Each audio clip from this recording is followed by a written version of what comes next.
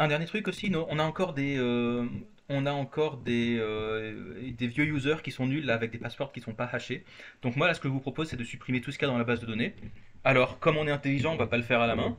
On va aller directement dans notre code là-dedans, dans le index.js, et puis on va juste tout simplement lui dire user.delete many, voilà, then console log deleted all users. Et hop, comme ça, hop, server is running, connected to DB, deleted all users. Parfait. Et donc là, on va supprimer ça maintenant. Et si on regarde notre base de données, normalement, elle sera vide. Parfait, on voit qu'elle est vide.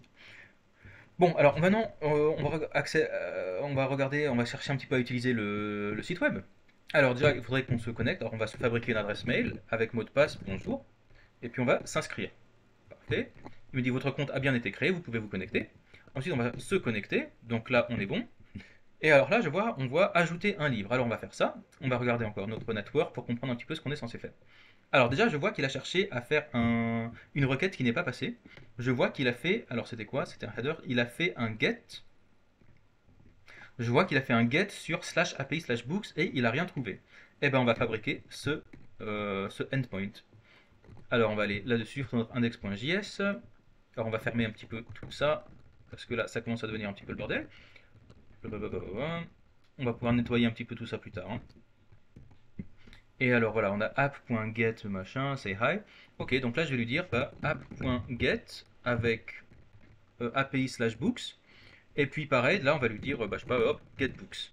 Et puis on va fabriquer notre fonction ici, fonction get books, rec res. Et puis qu'est-ce qu'on va lui dire? Const books est égal à, oh, je sais pas. Pour l'instant, qu'est-ce qu'on va lui dire? On va lui renvoyer une. Allez, on va se fabriquer des books ici. Vous savez quoi? On va mettre ça dans la. Avant de mettre ça dans Mongo, je vais me fabriquer un faux hop, books.js. Voilà. Je vais me fabriquer un const books est égal à. Ça va être une array. Et puis dedans, ça va être title Lord of the Rings. Et puis, je sais pas, author. Hop, voilà, Tolkien. Et puis on va exporter notre books. Module.export books. Voilà. Du coup, dans notre index.js, on va lui dire bah, const books est égal à require db books. Donc là, c'est juste une array avec un seul book dedans. Et puis, quand il va nous faire un get books, qu'est-ce qu'on va lui dire? Eh ben, on va tout simplement lui faire res.send de books. Alors, on y va. Qu'est-ce qui se passe ici si je recharge la page? Ok, très bien. Donc, je vois que ah bah ah, je savais même pas. Vous avez vu? Je savais même pas qu'est-ce que j'étais censé lui renvoyer et ça a marché. Réponse. J'ai mis un title et un author et ça a marché. Bah génial. Alors on va quand même regarder la doc, hein. Alors si je regarde get API books, renvoie un tableau de tous les livres de la base de données. Oui, mais c'est gentil, mais je sais pas à quoi ils sont censés ressembler. Je vois que si je fais un post de books, alors ok, je vois que c'est un corps de la requête. Alors quand on fabrique un book, je vois que c'est une string et une image. Capture et enregistre l'image, analyse le livre transformé en chaîne de caractères, enregistre la base de données. Bah ouais, c'est gentil, mais moi je sais pas comment c'est censé être. C'est quoi? C'est juste un book et un. C'est pas clair. Ah ok, c'est bon, j'ai trouvé. Voilà. Voilà, en fait dans le book, voilà, lui il veut un user ID, un title, un author, un image URL, un year, un genre, un ratings et un average rating. Ok, parfait. Bon bah écoutez, on va mettre tout ça. Alors user ID, c'est l'identifiant MongoDB unique de l'utilisateur qui a créé le livre. Ok. Bon bah écoutez, on va mettre hop dans le book là.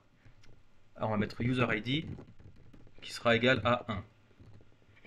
Title, ok, c'est bon. Author, c'est bon. Image URL, on va en avoir besoin. Donc, image URL, on va en faire une fausse, hein.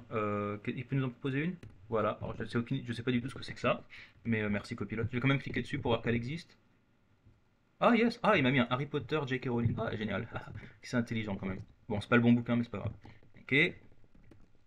Alors, ensuite, c'était quoi? C'était year. Ok. Alors, qu'est-ce que. 1954, c'est pas non plus le bon truc, mais bon, ok. Je vois que c'est un number cette fois, hein, ok.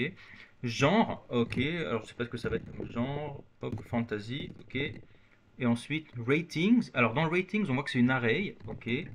ratings, alors c'est une array avec dedans un user ID, identifiant MongoDB unique de l'utilisateur qui a noté le livre, et un grade, note donnée à un livre. Ouais, mais ils disent pas combien c'est censé être. Moi j'ai vu 5 étoiles, donc je pense que ça va être. C'est quoi? C'est grade. Et on va lui dire que c'est. On va dire que c'est 5. Et ensuite, average rating, note moyenne du livre. Donc là, si on a average rating, bah, et que pour l'instant il y en a un seul, bah, a priori ça va être 5. Ok. Maintenant, si je recharge la page, il va faire un get. Alors, hop, pourquoi il tourne pas? Si, il va tourner. Hop, localhost. Attends, c'est quoi? Non, pardon, c'est pas lui. Voilà, faire un reload. Voilà, Lord of the Rings, J.R.R. Tolkien. Ok, donc il arrive à récupérer toutes les informations à partir de l'URL et de tout ça. Il nous a bien mis les 5 étoiles. Ok, pour ça on est bon. On va recharger. Ok. Bon, bah écoutez, pour moi, ça c'est bon. Au niveau du get, j'ai l'impression qu'on n'a aucune erreur. Maintenant, ce qu'il nous faudrait, c'est faire un post. Alors, on va faire ça dans la vidéo d'après.